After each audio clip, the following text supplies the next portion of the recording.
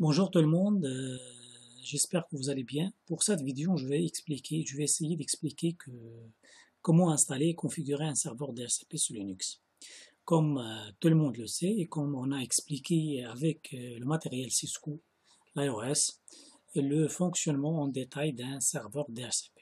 Donc le rôle d'un serveur DHCP, c'est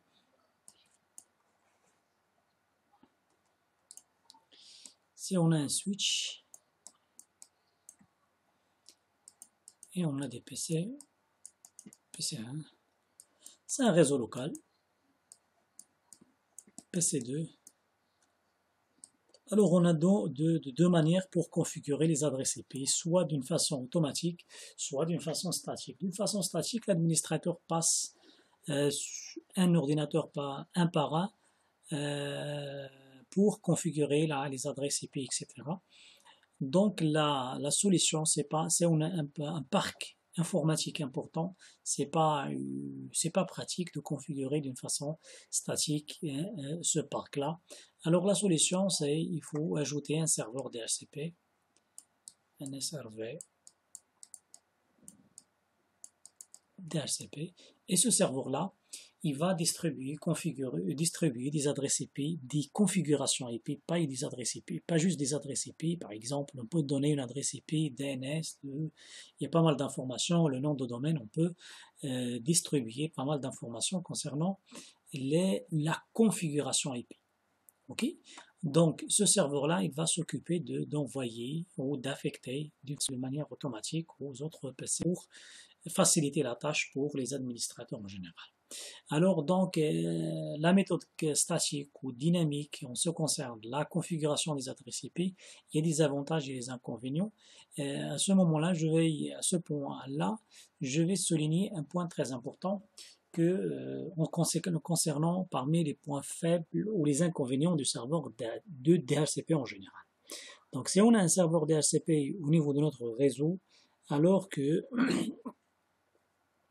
si quelqu'un arrive à connecter son PC à notre switch, il peut récupérer PC3 par exemple, PCX, il peut récupérer la configuration IP de notre réseau et à partir de ces informations, il peut essayer d'attaquer le système. Je ne vais pas entrer dans ce détail-là, mais je veux juste souligner ça parce que là, quand je pose la question suivante, quel est le point faible d'un serveur du service DHCP, bah, les étudiants parfois ils disent il n'y a aucun inconvénient de ce service.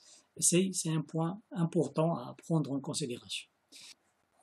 Un fichier texte avec lequel on va suivre les étapes pour configurer le serveur DHCP.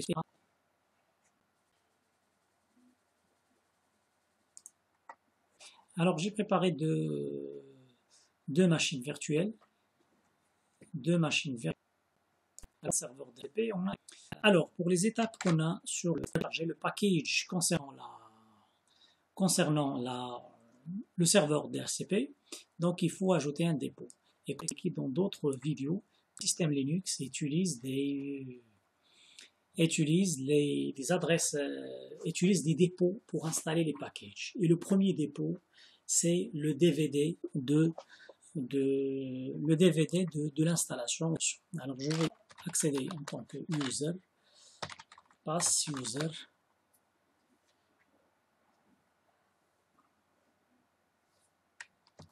CTRL-C. User, pass user.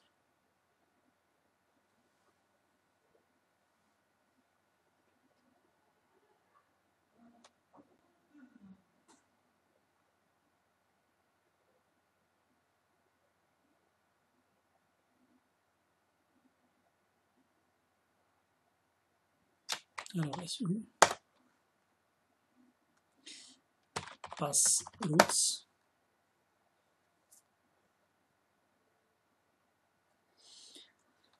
Alors, nano. Je vais essayer, comme vous le savez, On voit que je préfère utiliser les SSH pour installer à distance les pages pour l'installation à partir de copie. Installe SSH.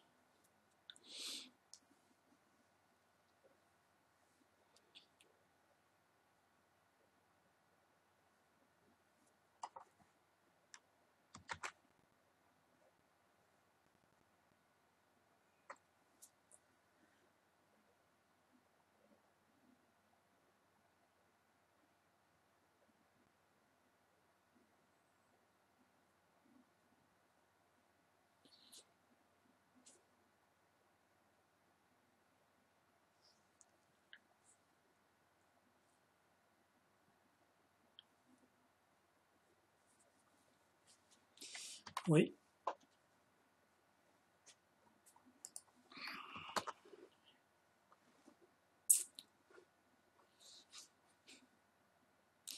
Ah oui, comme j'ai dit, le premier dépôt, c'est le DVD de l'installation. Je vais pointer, je vais connecter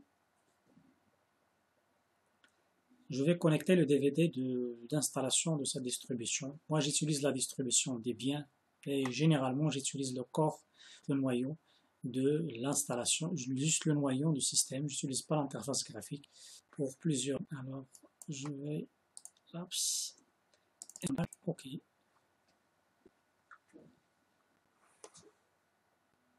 Alors, je dois connecter le lecteur. J'ai expliqué ça à maintes reprises.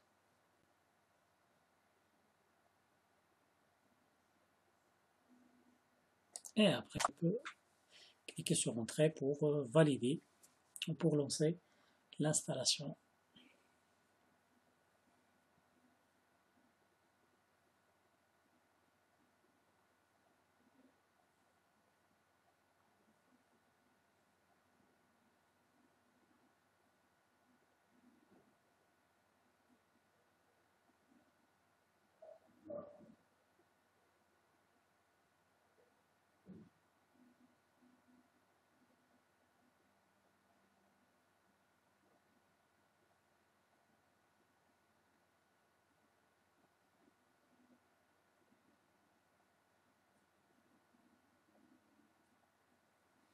Après, je vais fixer une adresse IP.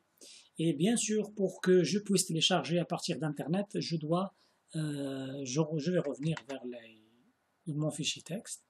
Alors, on va connecter ce serveur-là à Internet. Alors, pour qu'il soit connecté à Internet, pour qu'il passe par notre retour physique, donc il doit avoir une adresse IP dans la même plage du retour. Ça, si je veux utiliser une adresse statique, si je veux utiliser DHCP, il suffit juste de configurer DHCP. Je vais récupérer une adresse à partir du routeur de mon routeur. Alors, nano, etc, network, interface. Alors, je vais configurer cette interface, cette auto. Que signifie auto? OTH0. Auto, c'est pour activer automatiquement au démarrage l'interface OTH0. Efface OTH0 init statique. Ou bien, on va voir le fonctionnement de DHCP. Adresse. Ben, je dois rentrer en réseau avec le retour. Net mask 255, 255, 255.0. Alors, gateway, bien sûr, on a gateway. On a besoin de la passerelle 1.1. OK, CTRL X. Oui, OK. Alors, je vais redémarrer le service réseau. init.d networking starts. Ça marche. OK, if config. Ça marche. Je vais pinguer. Je ping sur. Ça passe pas. Pourquoi? Je vous montre pourquoi. Alors, ça marche pas. Alors, setting. il y a une vidéo qui explique les modes réseau pour une machine virtuelle ou bien pour la version Workstation, VMware Workstation. Ici, on en a pour accéder à Internet d'une façon au réseau physique, je vais utiliser le mode bridge.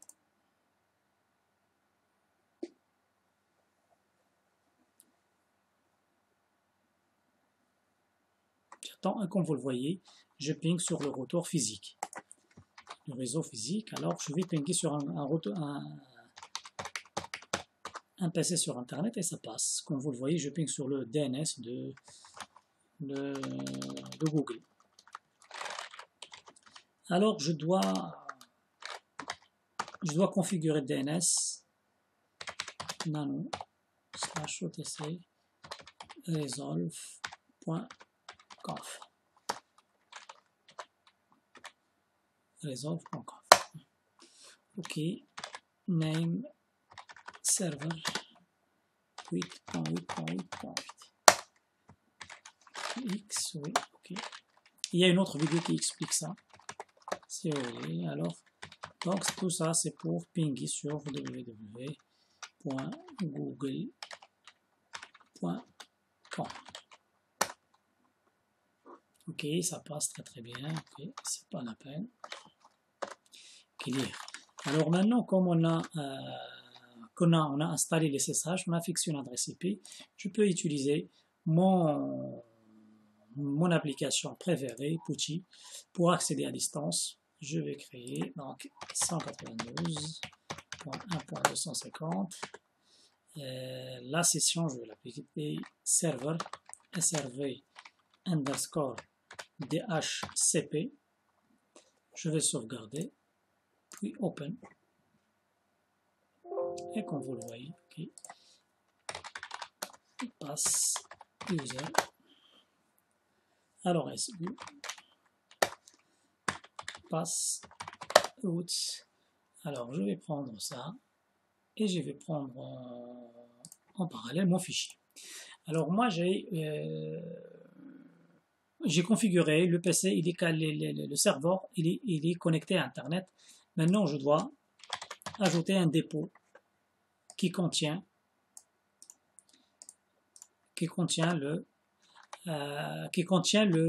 les packages de serveur DHCP. Il faut ajouter ce dépôt là.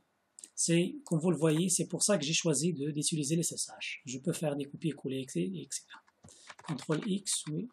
Okay. Il faut actualiser apt-get, il faut actualiser date pour actualiser la liste des dépôts. Okay. Comme vous le voyez que le système il est en train de contacter, de récupérer la liste des packages concernant le dépôt qu'on a déclaré sur Internet. C'est un dépôt sur Internet et comme je dis à mes étudiants, les dépôts, c'est comme actuellement le Play Store et l'App Store et Windows Store. C'est Linux, c'est le premier qui a utilisé ce concept, ce principe. Et comme vous le voyez, avec cette interface, dans ce TP, on utilise les dépôts avec la ligne de commande. Mais bien sûr avec le Play Store, etc. Donc le Play Store, on utilise une interface graphique conviviale, on peut télécharger, faire des recherches, etc. Alors après, je vais lancer l'installation. J'attends l'actualisation des... Ok, il est en train d'actualiser.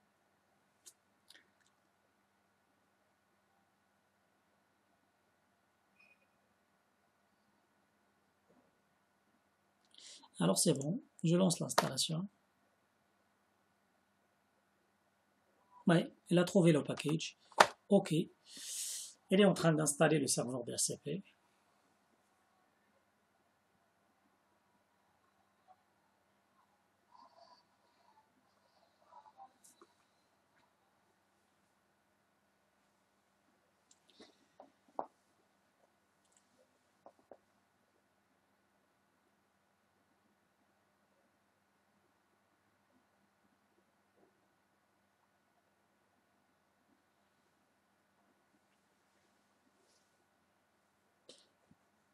Alors, comme tous les services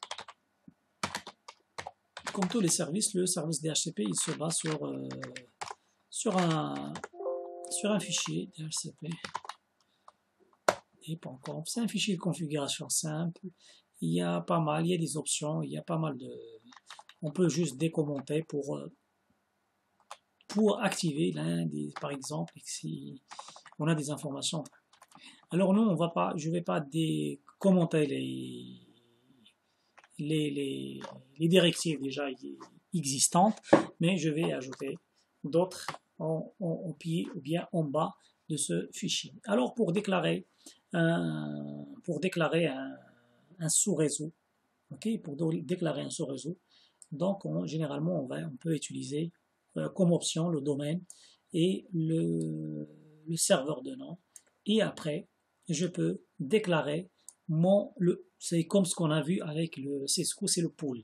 Le pool, je déclare le sous-réseau, le masque et la plage à attribuer. Et la plage à attribuer, et bien sûr avec le retour, si je veux utiliser des options, par exemple le retour à serveur DNS, etc. Donc je peux. Donc il y a une information ici, il y a des options globales. On peut le déclarer.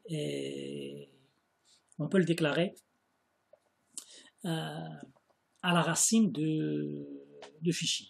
Ok. Eh bien, il y en a d'autres. Si je veux préciser d'autres options, je peux le dire. C'est des options qui concernent, par exemple, un pool. Je peux le déclarer à l'intérieur de ce pool-là. Et la même chose, je veux personnaliser. On voit par exemple un serveur DNS, etc. Par rapport à ce pool-là, je peux personnaliser les options. Alors, je vais copier tout ça. Ça, c'est simple. Copier. Alors, comme vous le voyez, moi, je vais configurer un serveur DHCP dans le sous-réseau 192.168.0 sur 24. OK? Et comme avant le téléchargement de package DHCP, j'ai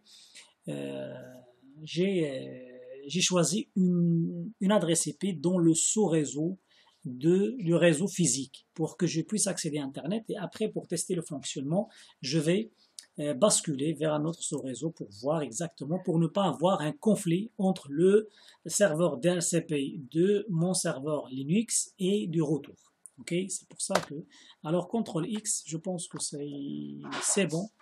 Oui, ok. Alors bien sûr que je dois redémarrer.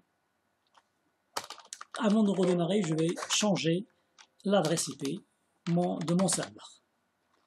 /otc network /interface. OK. Alors, donc je ne vais pas laisser 10, je vais laisser le 1, je vais CTRL C. Je vais utiliser le 10. OK. Alors, j'ai pas besoin de la passerelle. OK. C'est un serveur en réseau local. OK. Oui. Alors maintenant, je vais redémarrer le service DHCP. OTC init.d restart. C'est le nom de package ISC. Ah oui. Donc il y a un problème de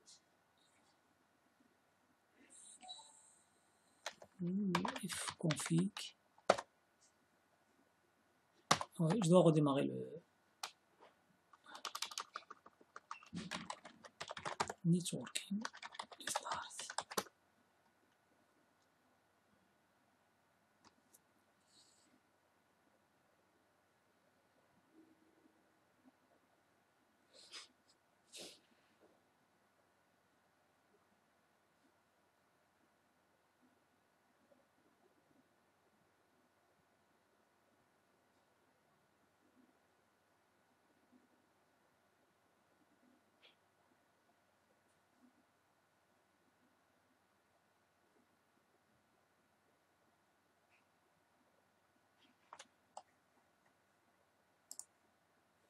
Et peut-être que j'ai oublié des trucs au niveau de...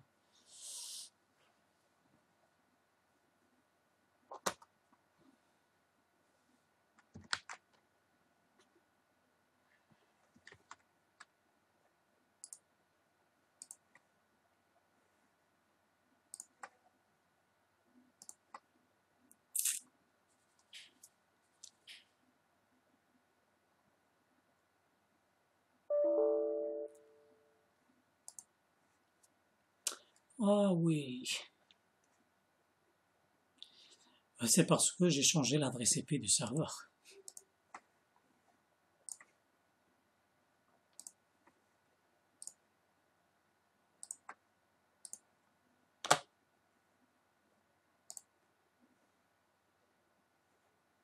Alors, pour éviter tout problème, je vais changer mon pas en mode. Je vais passer en mode host only pour isoler carrément mon sous-réseau virtuel avec juste les machines virtuelles et la machine physique pour ne pas que je sois dérangé par le réseau physique. C'est juste pour isoler comme ça concerne les adresses IP, la configuration IP. Alors, c'est out 10 open. Ah oui, ça va pas fonctionner, je dois configurer cette adresse. Alors, comme j'ai choisi le host only il est représenté par le VMnet 1. J'ai déjà expliqué ça dans... Alors, comme d'habitude, moi, je désactive l'IPv6 pour éviter tout problème. Je vais entrer en réseau avec ma 10.10. Et comme ça, je peux appeler. Je ferme ça. Et comme vous le voyez, user passe user. Alors, if config su passe root. If config, alors, on a l'adresse qui donc, ok, ping, je vais pinguer sur le 10.10.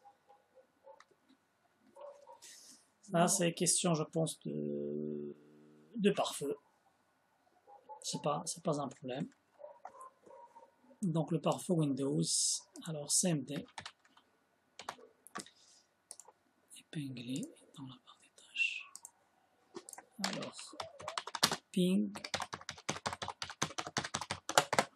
comme vous le voyez, ça passe de Windows vers les Linux et ça passe pas. Pourquoi? Parce que c'est activé. On va vérifier ce ça. Pas non. Pas notre configuration. Alors affichage. Tac tac tac tac tac. Parfait. Windows, modifier, activer ou désactiver. On va le désactiver pour le moment. On va pas rentrer. On peut ajouter des exceptions et comme vous le voyez, dès que j'ai arrêté le pare-feu et ça fonctionne à partir de la machine virtuelle.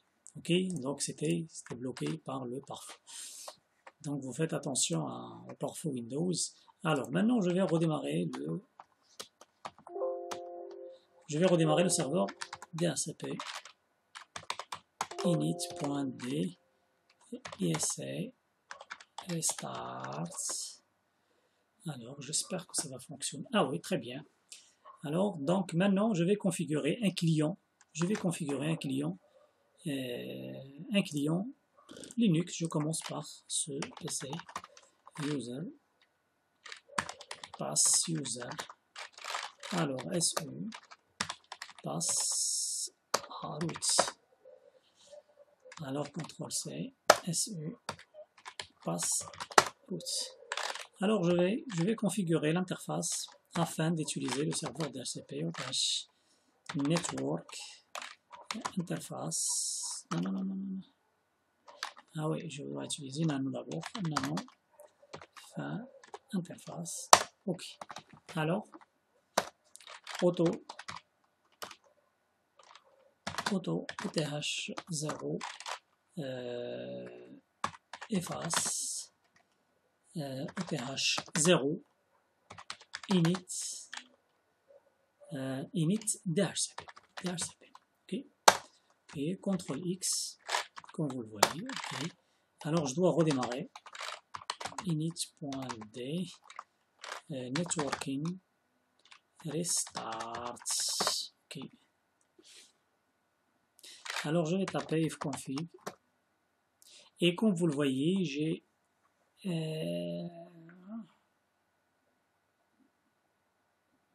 j'ai une autre adresse.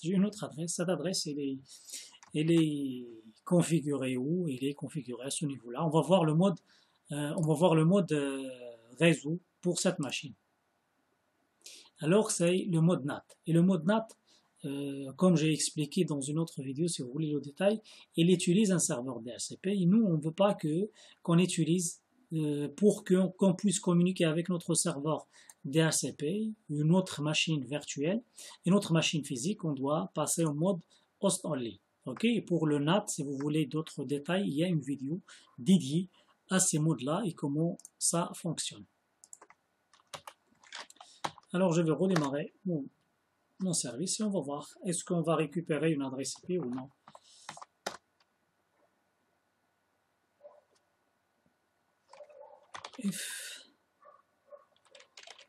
If down OTH0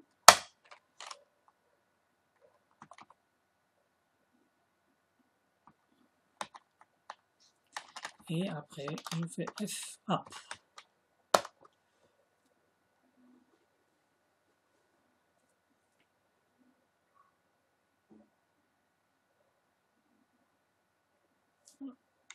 Ah oui, je vais voir est-ce que c'est le host only. Ah oui, je vais voir, c'est l'occasion pour voir l'éditeur. Oui. Alors, même le host only, il utilise DHCP. Donc, ce serveur-là, alors, c'est une raison de plus pour voir comme vous le voyez, qu'on a un serveur DHCP qui nous a donné l'adresse suivante. Ok, l'adresse suivante, c'est quelle adresse?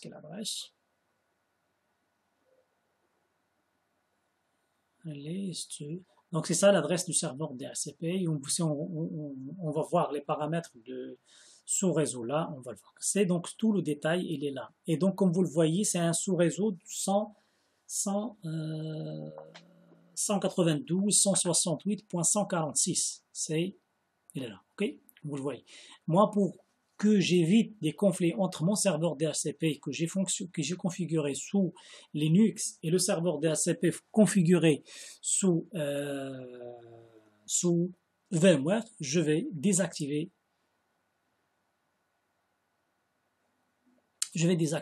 le serveur DHCP. Ok. Alors, je vais F down, je vais désactiver la carte pour libérer l'adresse IP et je vais l'activer. Et comme vous le voyez, if config, comme vous le voyez que j'ai l'adresse 20. Et cette adresse, elle est paramétrée. Elle est paramétrée sur notre serveur. Si on voit ce qu'on a configuré, je peux consulter juste mon fichier texte. Ok, juste mon fichier texte, c'est le qui commence par le 20 et que se termine par 40. Ok, avec le routeur, etc. C'est pas un problème. Alors le dernier test, je vais faire une réservation DHCP. Donc maintenant ça fonctionne très bien. Alors je vais changer même l'adresse, même l'interface virtuelle au niveau de ma machine physique. Propriété DHCP. Alors je vais demander d'obtenir. Bien sûr que je vais perdre la connexion, c'est normal, mais on va voir. If IP, c'est pas if IP config. Alors, oui, comme vous le voyez ici, on a l'interface, cette carte-là, Ethernet 2, il est là. Ok, il a récupéré 10.21. Ok, donc et comme vous le voyez que le nom de domaine qu'on a choisi est sujet.net. Ok, donc notre serveur DHCP il fonctionne. Maintenant, on va faire une réservation pour pour ma machine physique. Alors /all. Alors pour récupérer l'adresse, comment dirais-je, l'adresse MAC. Oui, VMnet1, c'est ce que je cherche. Je vais chercher cette interface, mais pas tout de suite, pour après. Alors, maintenant, je vais utiliser une session sauvegardée. Tac, user, pass, user. Ouais, je suis sur le serveur. Pass, route. Ok, je peux fermer ça. Alors je vais aller dans la configuration DHCP. Nano, OTC, OTC, DHCP, DHCP. Alors je vais descendre en bas. Je cherche mon fichier texte et je vais, ça c'est pour faire une réservation. Pour me faire une réservation, je vais utiliser ces directives-là. Alors je peux, la machine par exemple,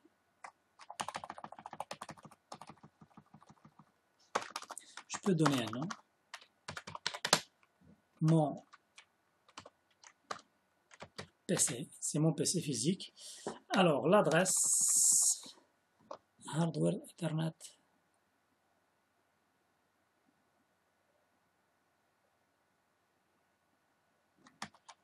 hardware Ethernet, je vais donner l'adresse MAC de mon PC client.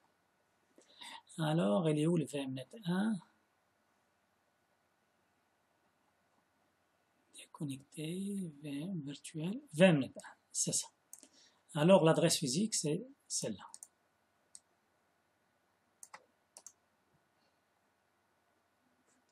Alors, je vais coller comme ça. Alors, je vais voir. Donc, on va fixer l'adresse 100.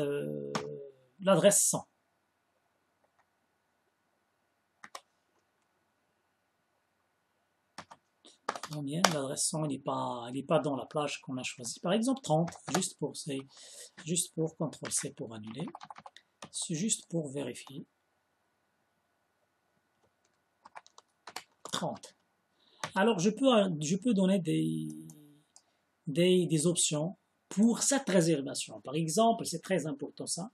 Par exemple, on suppose qu'on a deux routeurs.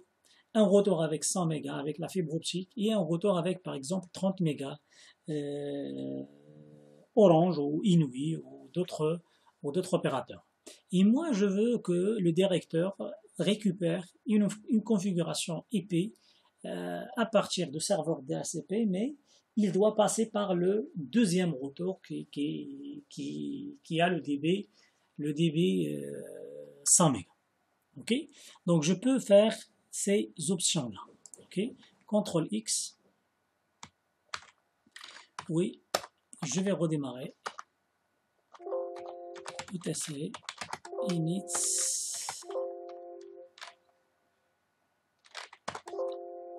Alors pourquoi? ETC, init.d et c'est restart. Oui, il y a une erreur. Je vais vérifier.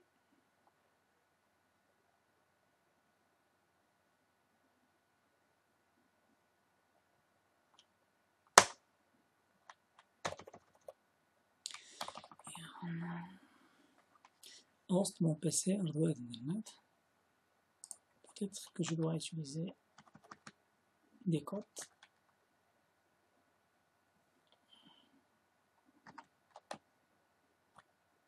J'espère que ça.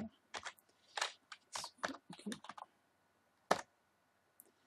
Alors je vais voir dans le fichier, est-ce qu'il y a une réservation?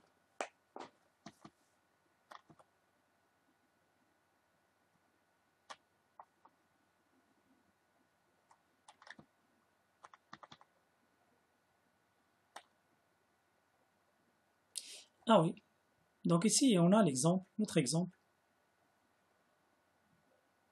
Host Ok, là je dois choisir ce format-là, pas d'étirer.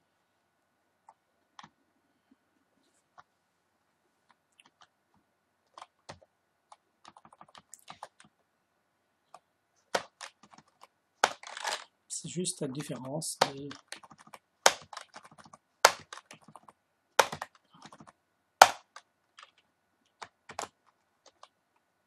Ok, CTRL X, oui. Restart. Je pense que ça va fonctionner. Très bien. Alors maintenant, je vais désactiver ma carte réseau, la carte VMnet 1, désactiver et activer. Et on va voir pp config /all. Mais j'espère que ça va fonctionner. Ah oui, je pense que ça va fonctionner. Oui, c'est opérationnel. Alors, bien sûr que c'est pas... Je perds la connexion via le... Ok, je peux appeler une deuxième fois. User SU pass route. Alors nano etc dhcp ok. Alors je ferme cette session.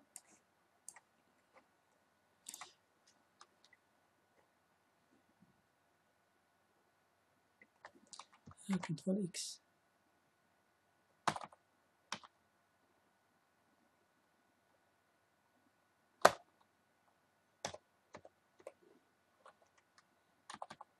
Ah, donc comme vous le voyez, ici dans cette réservation, j'ai donné l'adresse MAC de l'EPC que je veux faire une réservation. J'ai choisi une adresse .30, le système il a affecté le .30 ici, comme vous le voyez. Ok, et bien sûr, moi j'ai choisi une deuxième passerelle, c'est pas la passerelle par défaut par exemple comme le 10.1, j'ai choisi une autre option, c'est le 10.2. Donc, comme vous le voyez ici, on a 10.1, ici on a 10.2, et ici, comme passerelle par défaut, j'ai le 10.2, et j'ai bien sûr ici le serveur DHCP qu'il a attribué, qui a donné la configuration IP, bien sûr le serveur DNS, les deux serveurs DNS qu'on a choisis ici sont là. Ok, je pense que c'est ça ce que je veux partager avec vous. Il y a d'autres fonctionnalités avancées, mais moi je ne veux pas entrer dans des détails. Donc l'essentiel, c'est un TP pour les troisième années. Si un étudiant en troisième année arrive à comprendre et faire configurer alors DHCP juste avec ces bases-là, c'est déjà pas mal. Alors j'espère que vous allez apprendre par cette vidéo. Alors, merci pour votre attention et bon courage. À la prochaine, Inch'Allah.